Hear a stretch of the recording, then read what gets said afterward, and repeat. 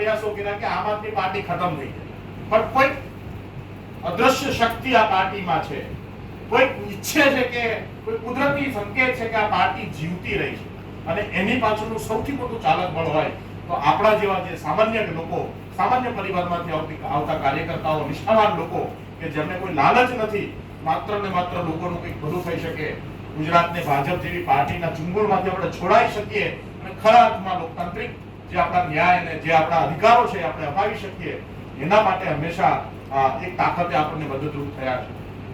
સાથીઓ, આમ તો આપણા માટે હરખાવા જેવી વાત છે કે આપણે વિસાવદર વિધાનસભાની ચૂંટણી, પેટા ચૂંટણી, જ્યારે વિસાવદરની જનતાએ પણ આપણને 2022માં એક ધારાસભ્ય આપ્યા, એમણે પણ જનતા સાથે દ્રોહ કર્યો, જનતાના મતનું અપમાન કર્યું, અને એ જગ્યાએ જનતાએ ફરીથી આમ આદમી પાર્ટીને છૂટી અને ગોપાલભાઈ આપણા ધારાસભ્ય બન્યા.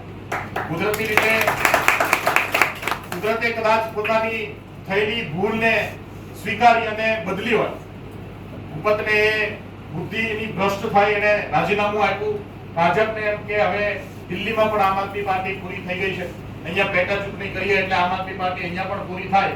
પણ કુદરત જો, જનતા જો કે આટલી મોટી જીત જ્યારે કોઈ પેટા ચૂંટણીની અંદર ગુજરાતના ઇતિહાસમાં રચાઈ હોય અને આટલી મોટી જીત મળી હોય એવું પહેલી વાર થયું.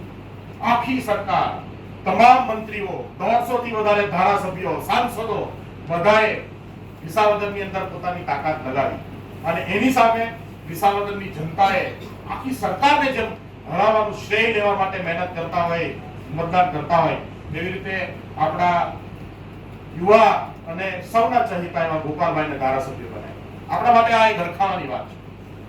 એવી જ રીતે આજે આપણી પાસે બોટાદની અંદર એક શરમાવા જેવી, દુઃખ લગાડવા જેવી ઘટના છે.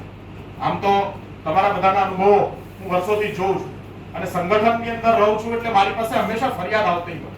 અનેક ફરિયાદો અહીંથી કાર્યકર્તાઓની, અહીંના લીડર્સની, આખા પ્રદેશના લીડર્સની, આ વ્યક્તિ કે જેણે આપણી સાથે દ્રોહ કર્યો છે એમની આવી છે.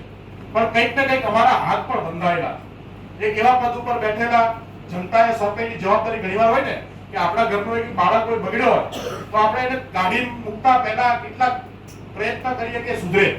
અનેક પ્રયત્ન આપણે કરતા હોય કે સુધરી જાય, સુધરી જાય, સુધરી જાય.